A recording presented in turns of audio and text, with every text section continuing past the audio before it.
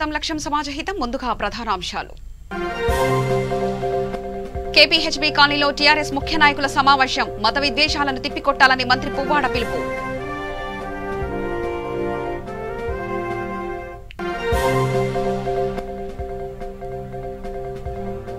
మెదక్ జిల్లా చేగుంటలో దుబ్బాక ఎమ్మెల్యే పర్యటన. అభివృద్ధికి అడ్డుపడితే ఊరుకోమని స్పష్టం.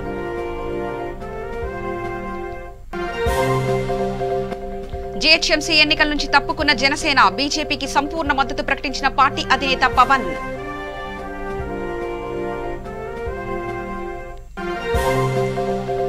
మన్సూరాబాద్ లో టీఆర్ఎస్ రెబల్ అభ్యర్థిగా ఏలుకొండ రామ్కోటి నామినేషన్. ప్రభుత్వం ఉద్యమకారులకు న్యాయం చేయట్లేదని ఆగ్రహం.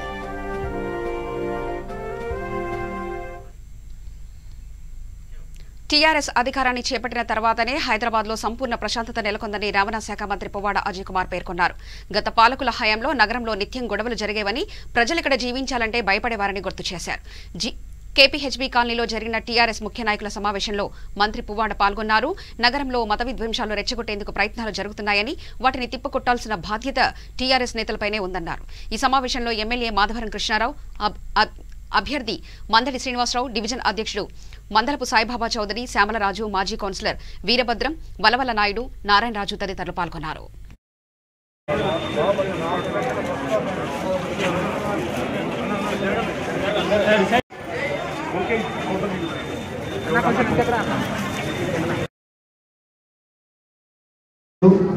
రాష్ట్ర మంత్రివర్గ అజయ్ గారికి, స్థానిక ముషాపేట్ డివిజన్ కి ఇన్ఛార్జ్ వచ్చిన రామలన్నకి, అదేవిధంగా కార్పొరేటర్ శ్రీనివాస్ గారికి అందరికీ హృదయపూర్వక ధన్యవాదాలు తెలియజేస్తా ఉన్నాం.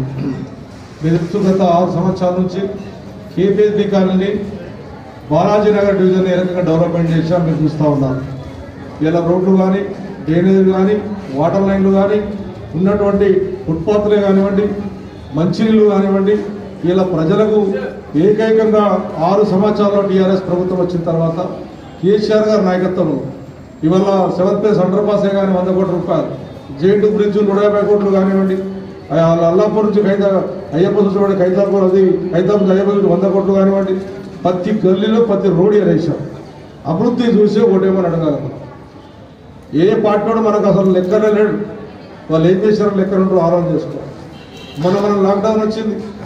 లాక్డౌన్ వస్తే మన ప్రజల దగ్గరికి మా కార్పొరేటర్ గారు కానీ, టీఆర్ఎస్ పార్టీ కార్యకర్తలు కానీ నిరుపేదలు అల్లాడిపోతా ఉన్నారు, కనీసం ఇంట్లో చిల్లి లేకపోతా ఉన్నారని చెప్పి 3 నెలలు బాధపడితే 3 నెలలు మనం అందరం ఆ రోజు ఇంటింటికి నిరుపేదలకు బియ్యం ఇచ్చినటువంటి పార్టీ అది టీఆర్ఎస్ పార్టీ అనేటువంటి ఆలోచన చేసుకోవాలి. ఆ రోజు కూడా రాలే, ఏ పార్టీ కూడా రాలే. అయ్యో పాపం 3 నెలలు ఇంటికి పరిమితం అయిపోయారు కానీ ఒక్కటి రాలే.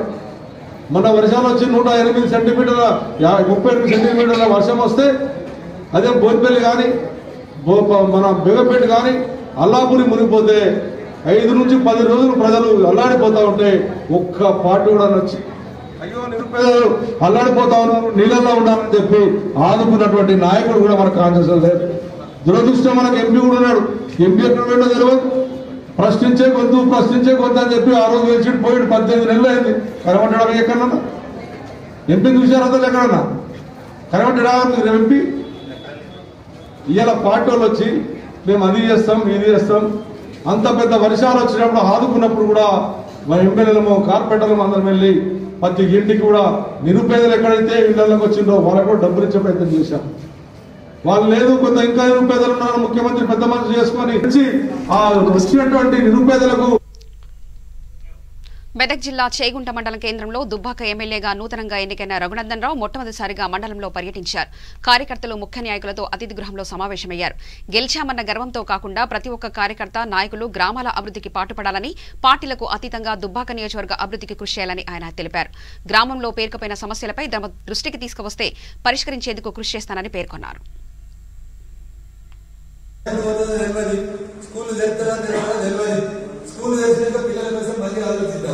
విద్యా వైద్యానికి ప్రాధాన్యత ఇద్దాం. మీరు కూడా రోజు గవర్నమెంట్ టెన్షన్ పడకూడదు. మీ ఊరికి ఇది కావాలి అన్న, మా ఊరికి ఇక్కడికి రోడ్ అర్జెంట్ ఉంది, దీనికి సంబంధించిన మీ గ్రామ పంచాయతీ ఈయన పక్కపాటి సర్పంచ్ అయినా మేము తీర్మానం చేసి తోలుకు వచ్చిన తోలుకరండి. డెవలప్మెంట్ విషయంలో పార్టీని పక్కన పెట్టుంది. మన దృష్టి అంతా కూడా డెవలప్మెంట్ మీదనే ఉండాలి. మళ్ళీ చెప్తున్నాం, డెవలప్మెంట్ మనల్ని కాపాడుతుంది. ఎవరు ఎన్ని తిట్టినా మోడీ గారిని గెలిపిస్తుంది ఏది డెవలప్మెంట్ సంక్షేమ పథకాలు.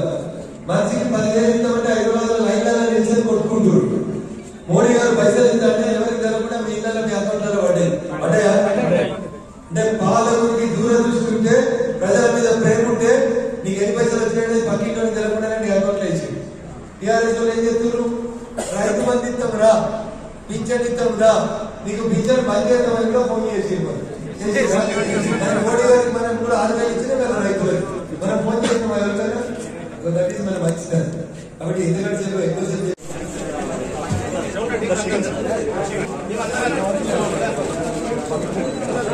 भारत माता की जय।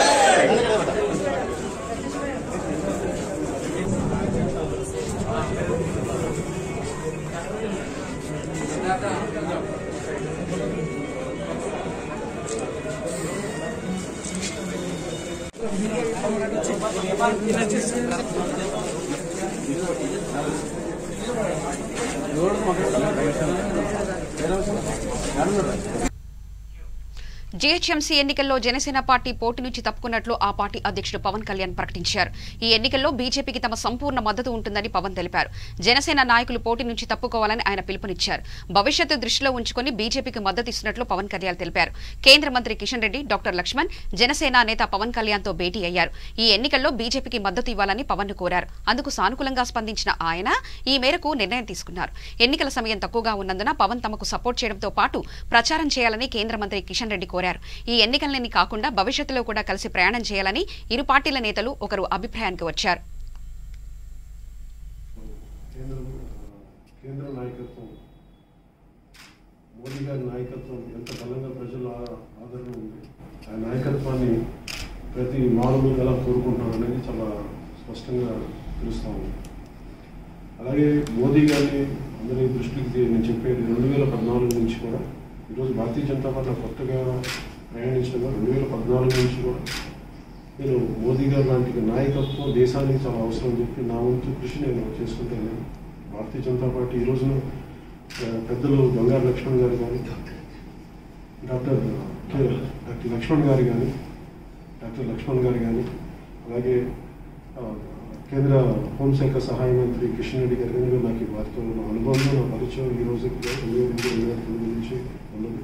అలాగే 2014లో మేమందరం నా స్వయంగా నేనే వారికి మద్దతుగా నేను ప్రచారం చేయడం జరిగింది సంపూర్ణ మొత్తం తెలంగాణ. అలాగే నాతోటి 2008 నుంచి నాకు అప్పుడున్న రాజకీయ ప్రస్థానం నుంచి పనిచేస్తున్న కేవలం కానీ మొన్నటిదాకా 2014 ఎన్నికల్లో పని. రంగారెడ్డి జిల్లా మన్సూరాబాద్ డివిజన్లో నిజమైన ఉద్యమకారులకు జరుగుతున్న అన్యాయానికి నిరసనగా టీఆర్ఎస్ రెబల్ అభ్యర్థిగా ఏలుకొండ రామ్కోటి ప్రజాపతి నామినేషన్ వేశారు. ప్రభుత్వం ఇప్పటికైనా మేల్కొని నిజమైన ఉద్యమకారులకు న్యాయం చేయకపోతే తగిన మూల్యం చెల్లించుకోక తప్పదని హెచ్చరించారు.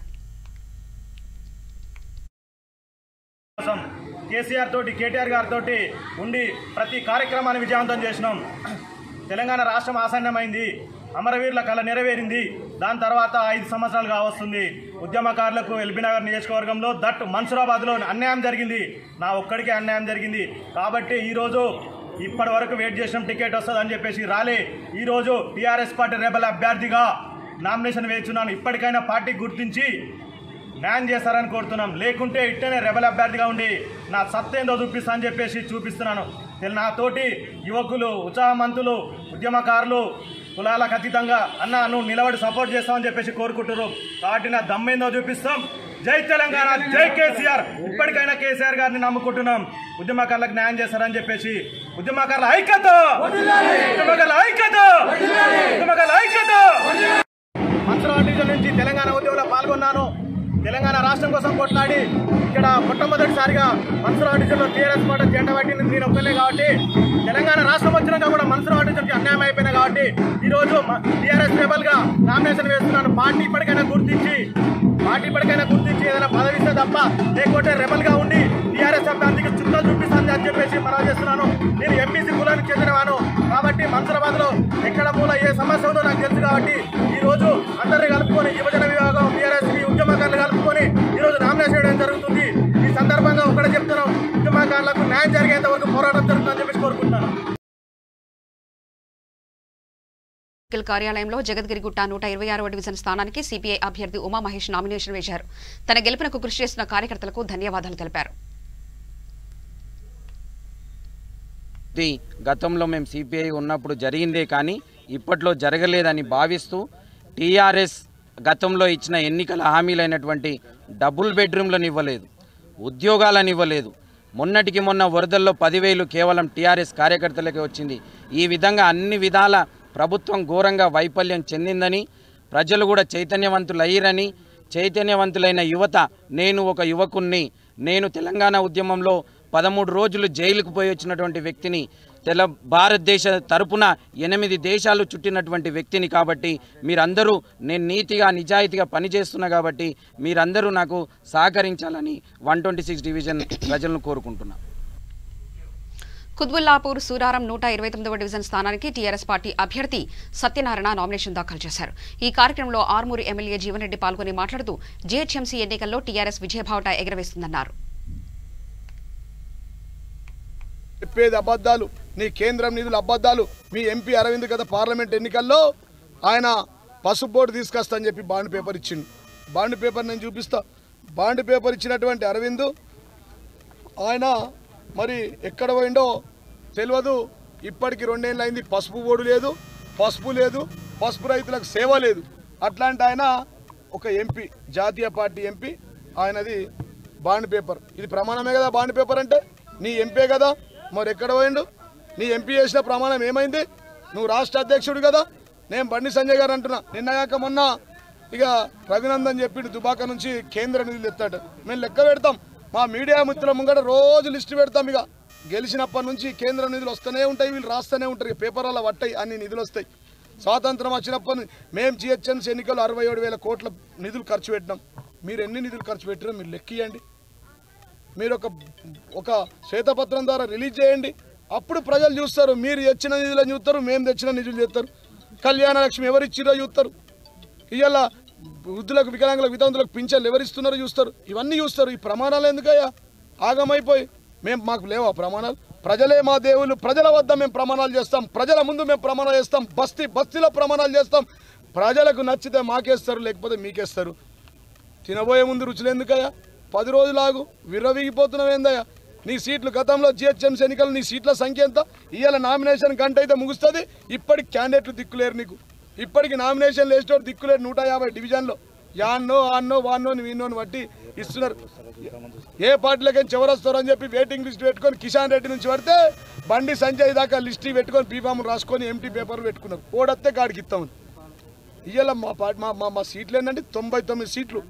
గౌరవ మంత్రివర్యులు కేటీఆర్ గారి ఆధ్వర్యంలో 67,000 కోట్లు ఖర్చు పెట్టింది జీహెచ్ఎంసీ మేయర్లో ఉన్నటువంటి కౌన్సిలర్లు, కార్పొరేటర్లు. అట్లాంటి దమ్మున్న పార్టీ టీఆర్ఎస్ పార్టీ. ఏ గల్లీలో పోయినా ఎవరు పోయినా ఇవాళ ఒకటే చెప్తాను, వాళ్ళన్ని ఫాల్తు మాటలు మాట్లాడుతున్నారు సార్. గ్రేటర్లో టీఆర్ఎస్ గెలిపే లక్ష్యంగా కార్యకర్తలు పనిచేయాలని టీఆర్ఎస్ రాష్ట్ర వికలాంగుల కార్పొరేషన్ చైర్మన్ వాసుదేవరెడ్డి పిలుపునిచ్చారు. ఎల్బీనగర్ నియోజకవర్గంలో కార్పొరేటర్ ఎన్నికల ప్రచారంలో భాగంగా నిర్వహించిన వార్డు కమిటీల విస్తృత స్థాయి సమావేశంలో ఆయన ముఖ్య అతిథిగా పాల్గొన్నారు. బిఎన్ రెడ్డి కార్పొరేటర్ స్థానానికి పోటీ చేస్తున్న అభ్యర్థి లక్ష్మీప్రసన్న గౌడ్ను అత్యధిక మెజార్టీతో గెలిపించాలని ఆయన కోరారు.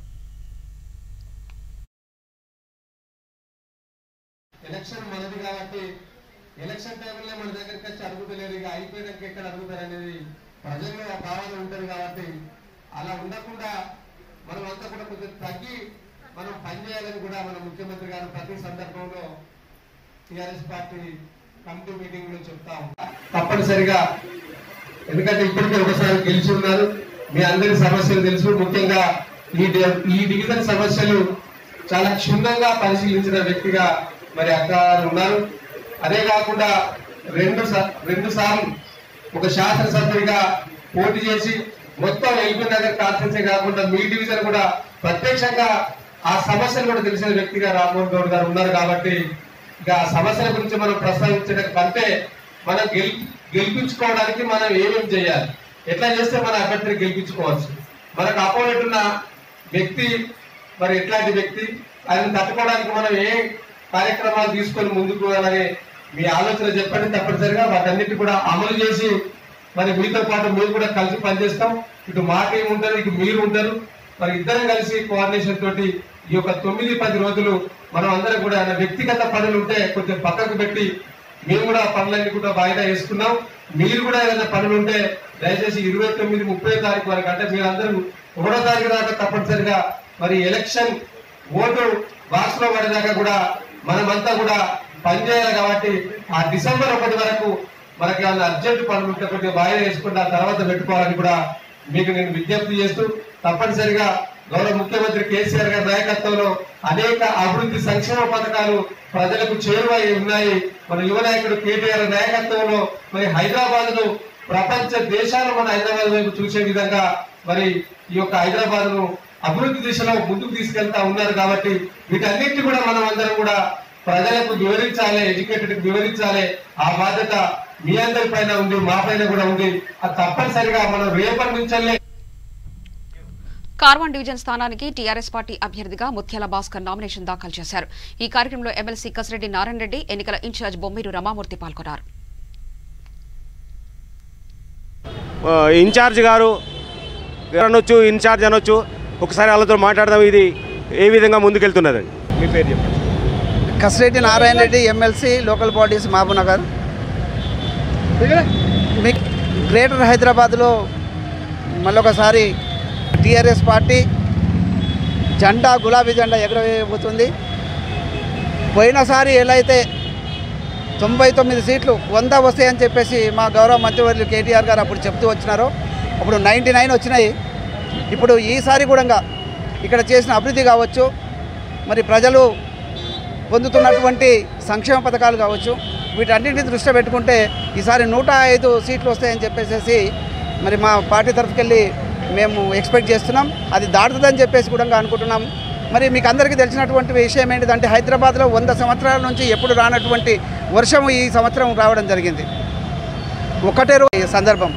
మరి అలాంటి పరిస్థితులలో ఈ పార్టీలు మేమున్నాము అని చెప్పేసి ఈరోజు ఎలక్షన్లో వచ్చి చెప్పుకున్నటువంటి వాళ్ళు ఏ ఒక్కరు కూడా ఏ గల్లీలో మునిగిపోతే నడుమ మట్ట నీళ్ళు వచ్చినట్లు అవుతే వాళ్ళు ఒక్కరు కూడా తిరగలేదు. కుత్బుల్లాపూర్ గాజ్ల రామారాం 125వ డివిజన్ కార్పొరేటర్ స్థానానికి టీఆర్ఎస్ రావుల శేషగిరి నామినేషన్ దాఖలు చేశారు. అనంతరం ఆయన మాట్లాడుతూ భారీ మెజార్టీతో గెలుస్తానని, టీఆర్ఎస్ ప్రభుత్వం చేసిన అభివృద్ధిని చూసి ప్రజలు ఓట్లు వేస్తారని ఆయన ధీమా వ్యక్తం చేశారు. దాని నిదర్శనమే నా ఓట్ల నిదర్శనమే నా ఫలితం. ఈరోజు కూడా అదే నమ్మకంతో, అదే విశ్వాసంతో మరి ప్రజలు నా మీద పెట్టుకున్న విశ్వాసం, ప్రజలపై నాకున్న నమ్మకం, వారికి నా మీద ఉన్న నమ్మకం, ఈ నమ్మకాలే మమ్మల్ని ఈ రోజున మరొకసారి 3వ కార్పొరేటర్గా పోనీకి నాకు అవకాశం కల్పించారు గౌరవ ఎమ్మెల్సీ ఎమ్మెల్యే గారు, గౌరవ కేటీఆర్ గారికి.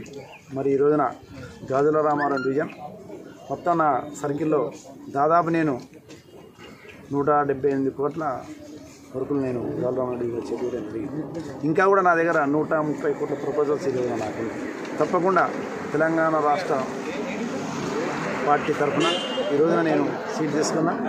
తప్పకుండా రేపు నేను గెలిచిన తర్వాత ఇదే పనుల మీద పడతా. తప్పకుండా 130 కోట్లు తీసుకొచ్చి ఈ గాజుల రామారావు డివిజన్ని ఆదర్శవంతమైన డివిజన్ తీర్చిదిద్దుతా అని చెప్పేసి ఎమ్మెల్సీ ఎమ్మెల్యే గారు సహకారంతో చెప్పి సందర్భంగా మనం చేసుకుంటూ తప్పకుండా ఈ యొక్క నా డివిజన్ ప్రజలు మేలమతలు అయితే సీనియర్ బోరబండ డివిజన్ నుండి బీజేపీ అభ్యర్థిగా శ్రీనివాస్ గౌడ్ యూసఫ్ కూడా వార్డు ఆఫీసులో నామినేషన్ దాఖలు చేశారు. తనకు ఓటు వేసి గెలిపించాల్సిందిగా ఓటర్లను ఆయన అభ్యర్థించారు. హిందూ బంధువులు అందరూ కలిసి నన్ను భారీ మెజార్టీతో గెలిపిస్తారని ఆశిస్తున్నాను.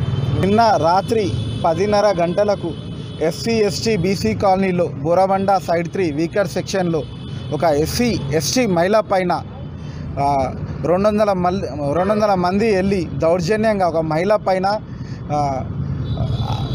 దాడి చేశారు. ఆ దాడికి సాక్ష్యం వీడియో ఉంది. ఆ వీడియో ఫుటేజ్ పిఎస్కి ఇచ్చాము. పిఎస్ వాళ్ళు రాత్రి యాక్షన్ తీసుకోపోతే ఉదయం కిషన్ రెడ్డి గారు మాట్లాడి వాళ్ళ పైన కేసులు బుక్ చేయడం జరిగింది. ఎవరికైనా ఏ హాని జరిగినా నా ఫోన్ నెంబరు 9347999099. మళ్ళీ రిపీట్ చేస్తున్నా, నా ఫోన్ నెంబర్ 9347999099. బాబా ఫసీయుద్దీన్ రౌడీయిజం ఈ రోజుతో అంతమించిందని అనుకుంటున్నాం. 10 రోజులు 11వ రోజు తర్వాత స్థానానికి ఎంబీటీ పార్టీ అభ్యర్థిగా ఆస్మా ఖాటూన్ నామినేషన్ దాఖలు చేశారు. తనను గెలిపిస్తే డివిజన్ను మరింత అభివృద్ధి చేస్తానని ఆమె అన్నారు.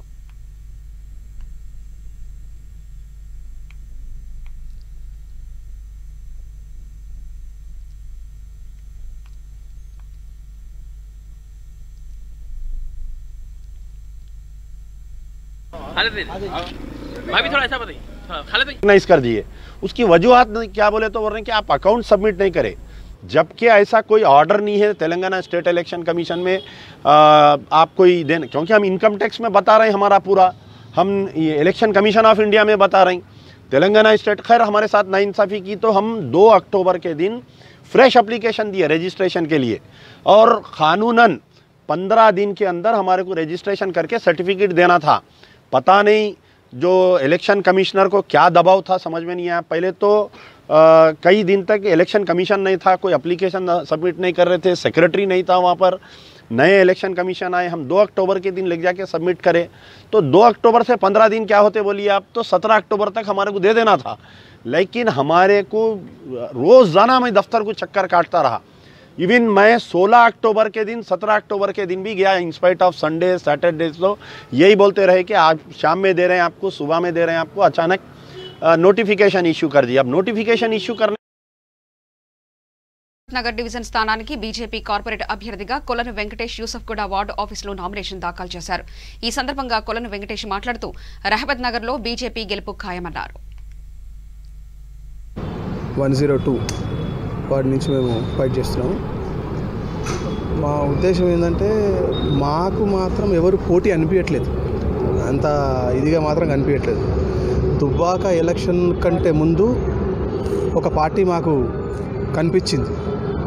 దుబ్బాక ఎలక్షన్ తర్వాత ఆ పార్టీ కూడా కొంచెం వాళ్ళ డౌన్ ఫాలింగ్ అనేది స్టార్ట్ అయింది. కాబట్టి మేము 100% రహమత్ నగర్లో బీజేపీ జెండాని ఎగరవేస్తాము, కాషాయ జెండాని ఎగరవేస్తాము. 100% మేము విన్ అయ్యి మేము మా యొక్క పార్టీకి, మేము మోడీ గారికి మా యొక్క కార్పొరేట్ టికెట్ అనేది గెలిచిన తర్వాత ఒక గిఫ్ట్గా మేము ఇచ్చేస్తాము. స్థానానికి ఎంఐఎం అభ్యర్థి సులేమాన్ యూసఫ్గూడ వార్డు ఆఫీసులో నామినేషన్ దాఖలు చేశారు. తనను ఓటు వేసి గెలిపించవలసిందిగా ఓటర్లను అభ్యర్థించారు.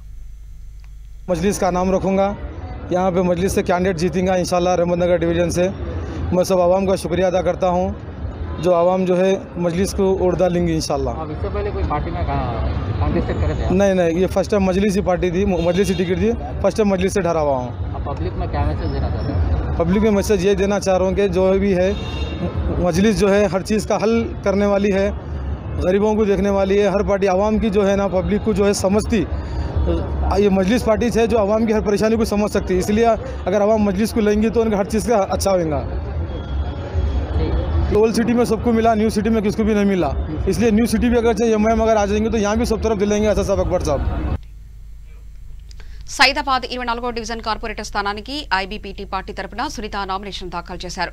ఈ సందర్భంగా ఆమె మాట్లాడుతూ అమూల్యమైన ఓటు వేసి తనను గెలిపించాలని ఓటర్లను కోరారు.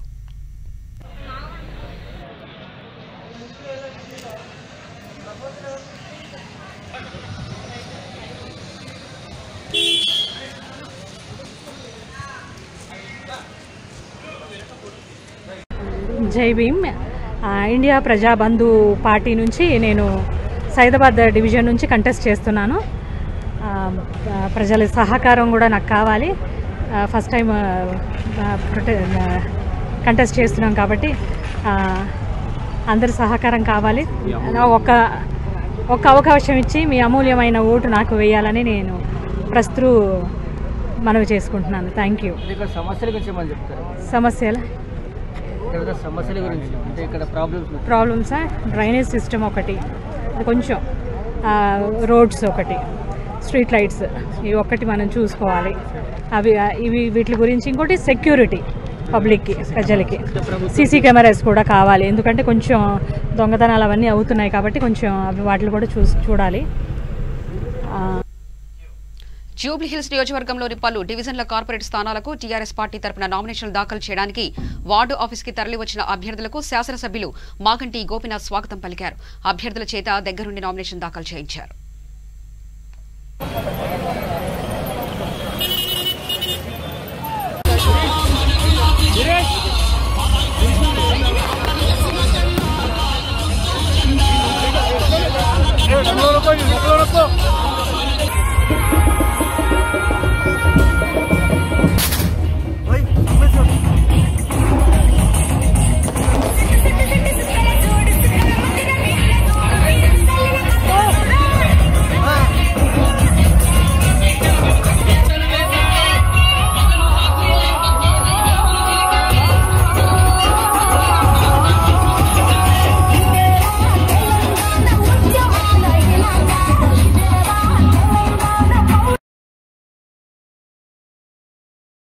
అభ్యర్థిగా ముద్రబైన శ్రీనివాసరావు నామినేషన్లు వేశారు. అమూల్యమైన ఓటు వేసి తనను గెలిపిస్తే డివిజన్ను మరింత అభివృద్ధి చేస్తానని ఓటర్లకు హామీ ఇచ్చారు.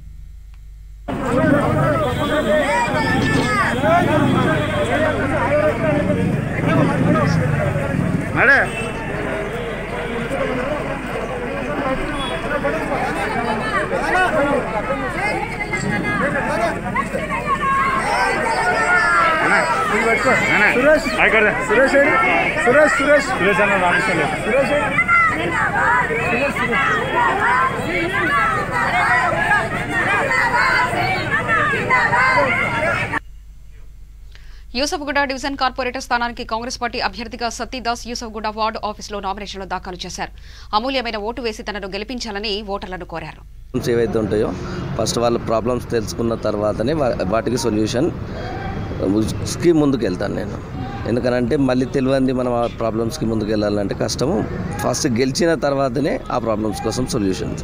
ఎందుకంటే పార్టీ పరంగా కానీ లేకపోతే వేరే ప్రాబ్లమ్స్ వల్ల కానీ మనము యూసఫ్గూడ డివిజన్లో నాలా ప్రాబ్లమ్స్ ఒకటి ప్లస్ వాటర్ ప్రాబ్లమ్ది ఒకటి, ఇవన్నీ ప్రాబ్లమ్.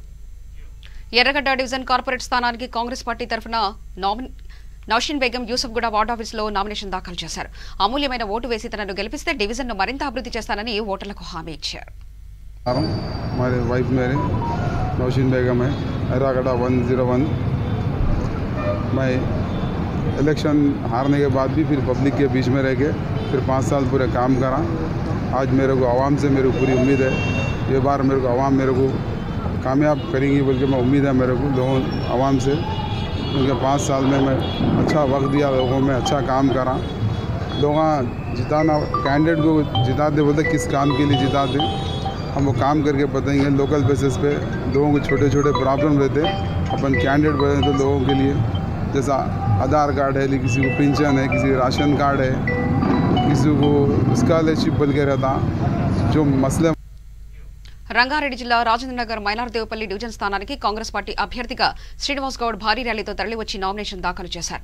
అమూల్యమైన ఓటు వేసి తనను గెలిపించాలని ఓటర్లను కోరారు. ఓట్లతో ఓడిపోవడం జరిగింది.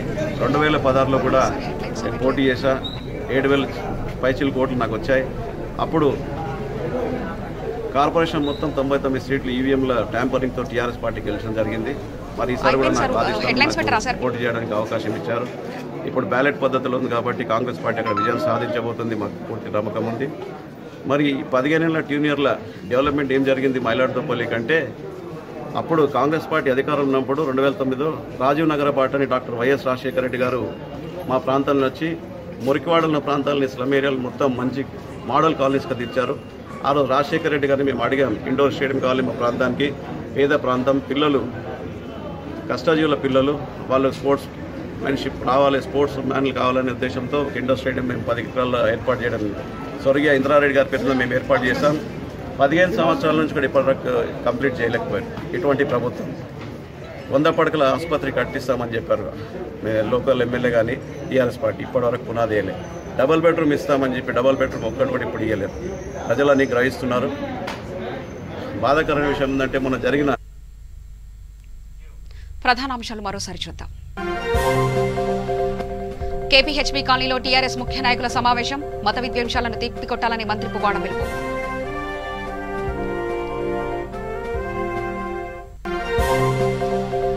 మెదక్ జిల్లా చేగుంటలో దుబ్బాక ఎమ్మెల్యే పర్యటన, అభివృద్ధికి అడ్డుపడితే ఊరుకోమని స్పష్టం.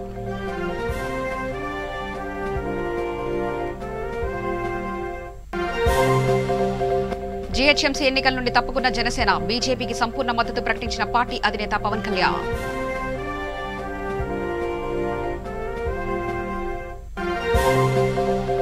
మన్సూరాబాద్లో టీఆర్ఎస్ రెబల్ అభ్యర్థిగా ఏలుకొండ రామ్కోటి నామినేషన్. ప్రభుత్వం ఉద్యమకారులను న్యాయం చేయట్లేదంటూ ఆగ్రహం.